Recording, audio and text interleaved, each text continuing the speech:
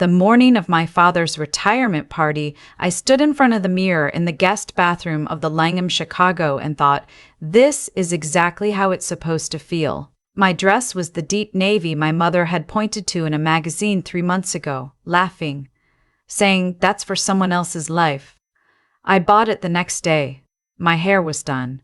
The private dining room on the 14th floor was booked under my name. 200 guests, a live jazz quartet, a custom cake with a tiny carved bookshelf because my father had spent 31 years as a high school history teacher and he deserved something that looked like him. I had planned every single detail, every single one. My husband Daniel was downstairs in the lobby talking to his mother. I should have paid more attention to that. My father's name is Frank. He grew up in Dayton, Ohio, the youngest of 5, and he put himself through college on a combination of Pell Grants, weekend shifts at a grocery warehouse, and a stubbornness that I inherited completely. He married my mother, Carol, when they were both 24. They moved to Evanston when I was 2. He taught AP history at the same school for 31 years. He coached the debate team for 20 of those years. He drove the same Ford Ranger until it literally stopped moving. He has never once in my life made me feel like I was not the most important person in the room. His retirement party was supposed to be my thank you. The one I'd been mentally planning since I was 16 and watching him grade papers at the kitchen table at midnight. Red pen moving, never complaining. Daniel knew all of this. I had told him. Many times. He said he understood. He said he was proud of me for doing this for my dad. He said all the right things. Daniel was good at saying the right things. His mother, Patricia, was good at something else entirely. I met Daniel 4 years ago at a conference in Boston. He worked in finance. His family had a name in certain Chicago circles. Old money, the kind that doesn't announce itself but makes sure you feel it. Patricia ran their household with the precision of someone who had spent decades making sure everyone knew exactly where they stood in relation to her. She was not loud about it. That was what made her effective. She was quiet and specific, and she never left marks. The first time I brought my parents to dinner with Daniel's family, Patricia had looked at my mother's off-the-rack blazer and said, with a full, warm smile, "Carol, how fun that you dressed up for us." My mother had said thank you. She didn't realize until we were in the car home. I realized immediately. I said nothing. That was my first mistake, and I made it 100 more times in the 3 years that followed. Red flag after red flag, and I kept finding reasons. She didn't mean it that way. She's from a different generation. She's just protective of Daniel. She'll come around. She did not come around. The party was set to begin at 6. By 4:30, I was at the Langham, walking the room, adjusting centerpieces, confirming the menu with the catering coordinator. Everything was exactly right. Round tables with ivory linens. Named place cards in my mother's favorite font. She'd told me once that she loved the way Garamond looked, and I had remembered. The jazz quartet was doing a sound check in the corner. The room smelled like gardenias and the cedar candles I'd ordered from a small maker in Vermont. My parents' table was front and center. Table 1, 8 seats. My father and mother in the middle, their closest friends on either side, my aunt and uncle completing the circle. I had planned that table with the same attention I give to the briefs I write for work. I'm an attorney. Precision is not optional for me. I went back to the suite to get ready and found Daniel sitting on the edge of the bed, all ready in his jacket, phone in hand. "Patricia wants to know where she and Dad are sitting," he said, without looking up. "Table 4, I said. "I sent everyone their assignments last week." He was quiet for a moment. She was thinking maybe table 2. I stopped. "Table 2 is for my parents' colleagues. The people 2 is for my parents' colleagues. The people my dad worked with for 30 years. People who actually know him." "Right." Another pause. She just felt since they're family. "My parents are family too," I said. "And they're at table 1. He nodded. Said okay. I believed him. I should have gone downstairs with him. Instead, I finished my makeup, told myself it was handled, and arrived in the private dining room at 5:55, 60 seconds before my parents. The first thing I saw was my father standing in the doorway of the dining room with his hands in his jacket pockets, looking at the room with the quiet expression he uses when he doesn't want to show that something is wrong. My mother was beside him, holding her small clutch with both hands. They were not at table 1. 2 place cards had been moved. My parents' names were now at table 6, near the back wall, next to the service corridor. Table 1 had 2 new place cards where theirs had been, Patricia and Gerald.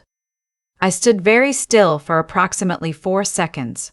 Then I walked to table 1, picked up both place cards, and walked them to table 6. I picked up my parents' cards from table 6 and carried them back to table 1 and set them down exactly where they had been. Patricia was already seated. She watched me do this without expression. Gerald studied his phone. I went to my father and said, "Table 1, Dad, up front, that's your spot."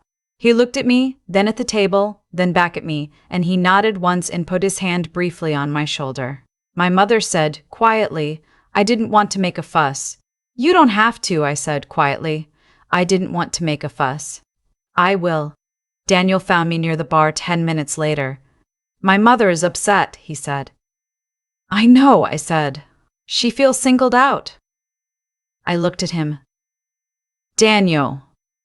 She moved my parents' place cards. She thought it would make more sense for family to be up front together. My parents are family, and this party is for my father, not for your mother. He had the expression he always got when his mother was the subject, a kind of careful blankness, like a window with the blinds halfway down. She didn't mean anything by it. "You know how she is."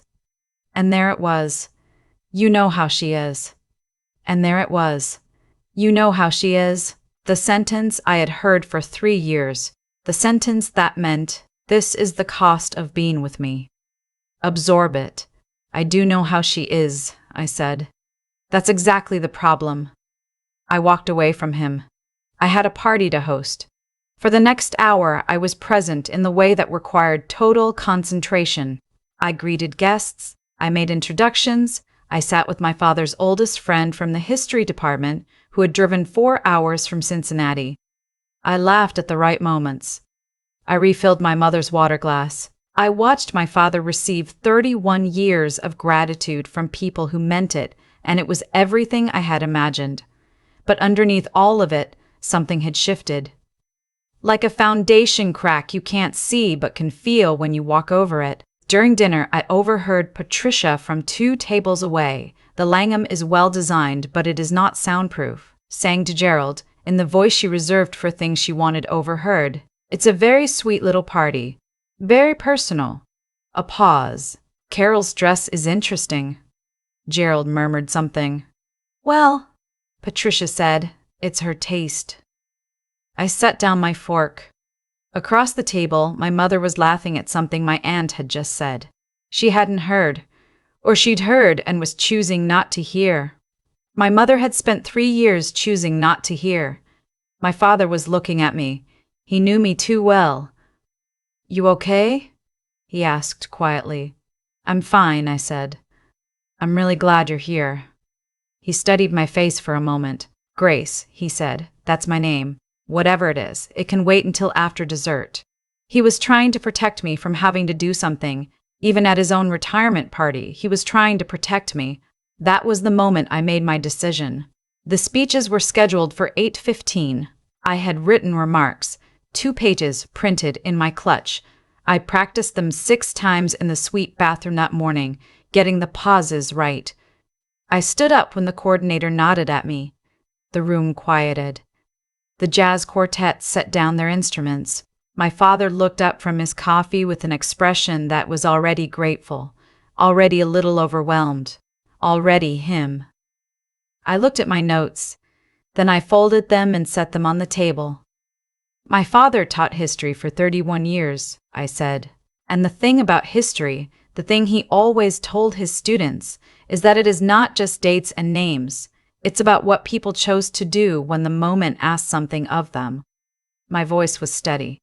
I was surprised by how steady it was. When I was 12, I had a teacher who told me in front of the entire class that I wasn't a strong enough writer to take the advanced track. My dad found out about it. He went to the school the next day, not yelling, not making a scene, just calm and clear and completely immovable. He told that teacher and then the principal that his daughter would be in the advanced track and that anyone who disagreed was welcome to explain to him, specifically, what evidence they were working from. I was in the advanced track by Friday. Laughter. My father was looking at the tablecloth. He did that my whole life. Not loudly, just completely.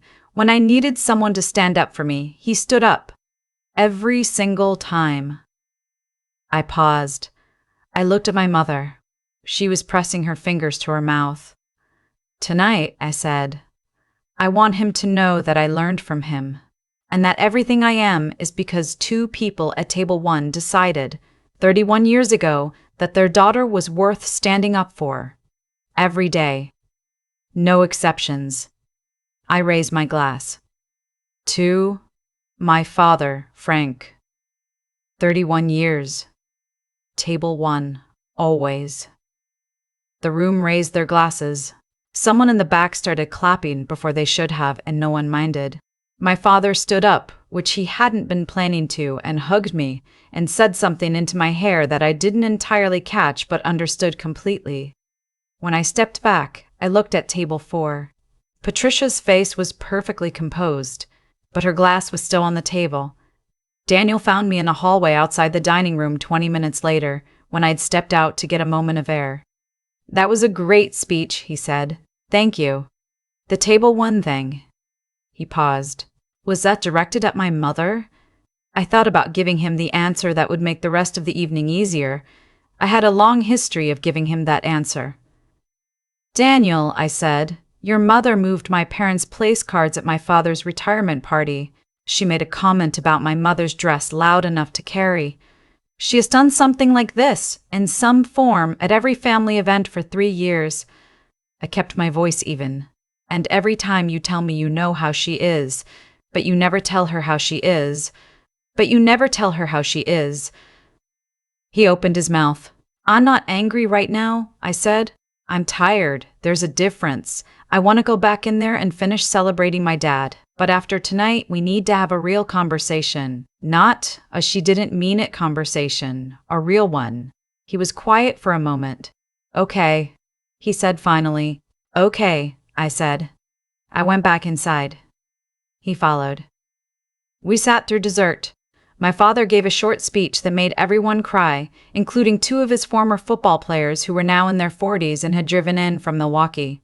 My mother danced with him to a song the quartet played that I had requested specifically because it was the song from their first date. I know this because my father told me that story every year on their anniversary, and I had written it down when I was 9 so I wouldn't forget. It was a beautiful party. I held that. I let myself hold it. The real conversation happened 11 days later. We were in the kitchen on a Sunday morning. Daniel was making coffee. I sat at the table with both hands around a mug, and I said, I need you to hear me without defending her first. Can you do that? He turned around. Yes, I told him. All of it. Not just the party, all 3 years. The blazer comment. The time she'd referred to my parents' neighborhood as charming in its own way. The time she'd asked me at Christmas whether I was planning to keep working once you have children or will you want to step back. Not as a question, but as an implicit suggestion of the correct answer. The time she'd told Daniel in front of me that she hoped our eventual children would take after his side in terms of temperament because they had such an even keel. My mother is the warmest person I have ever known.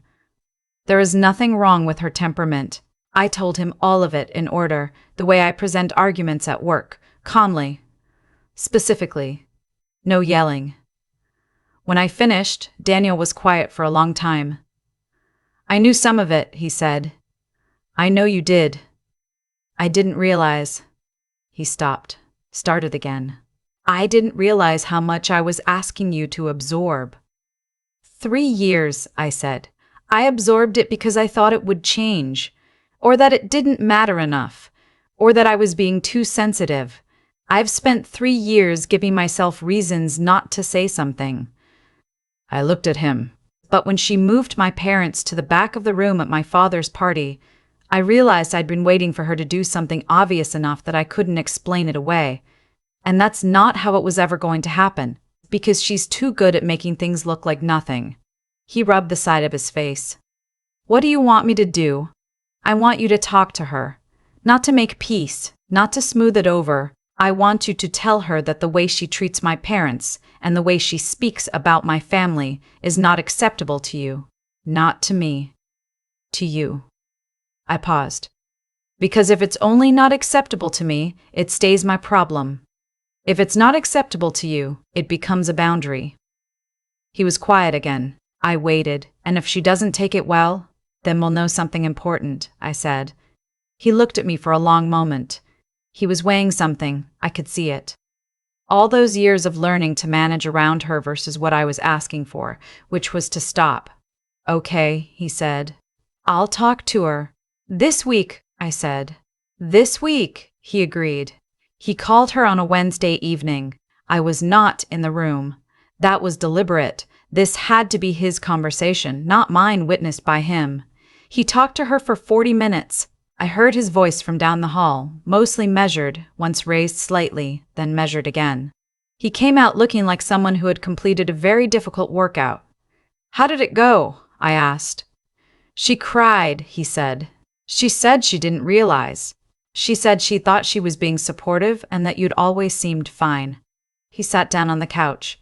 She said the place cards were because she thought it would be nice for all the family to be together, and she genuinely didn't understand why that was a problem. Does she now? He looked at me. I think she understands that it is a problem, even if she doesn't fully understand why. He paused. I told her that my wife's parents deserved the same respect as anyone else at any event we're part of. I told her that how she treats Grace's family is how she treats Grace. And I told her that if she couldn't adjust that, she would see us less, not because I was punishing her, but because I'm not willing to keep asking Grace to absorb it. I sat with that for a moment. It was not everything. It was not a transformation. But it was real. Thank you, I said. I should have done it earlier, he said. I knew I should have done it earlier. Yes, I said. But you did it now. Patricia and I have not had a dramatic confrontation. There has been no scene. That is not how the story works, because that is not how she works, and honestly, it is not how I work either. What has happened is smaller and more significant. She is more careful. At Easter, she seated my parents next to herself and spent 20 minutes asking my father about a history documentary she'd watched, genuinely asking, taking notes on her phone. It was effortful and slightly awkward and 100% more than she had ever offered in 3 years. I noticed. I didn't say anything. I just noticed. My mother, afterward, in the car, said, she asked me for the name of my hairdresser. Did you give it to her? I did. A pause. She said my color was lovely. I looked at my mother. She was looking out the passenger window and she was smiling just slightly the way she smiles when she is being careful not to make too much of something. Mom, I said. I know, she said. I know, she tatted. I know. She patted my hand. You've been standing up for us your whole life, Grace. You're very much your father's daughter. I drove the rest of the way home thinking about that. About what it means to learn how to stand somewhere from the person who first showed you where to put your feet. About the fact that my father spent 31 years teaching other people's children to understand the past so they could move through the present with some clarity. And about how the best thing he taught me he never wrote on a syllabus. He taught me that the people who love you are worth the discomfort of the moment. That you can be calm and immovable. That dignity doesn't require volume. I am 31 years old. I have a job I'm good at. I have a marriage that is still being built.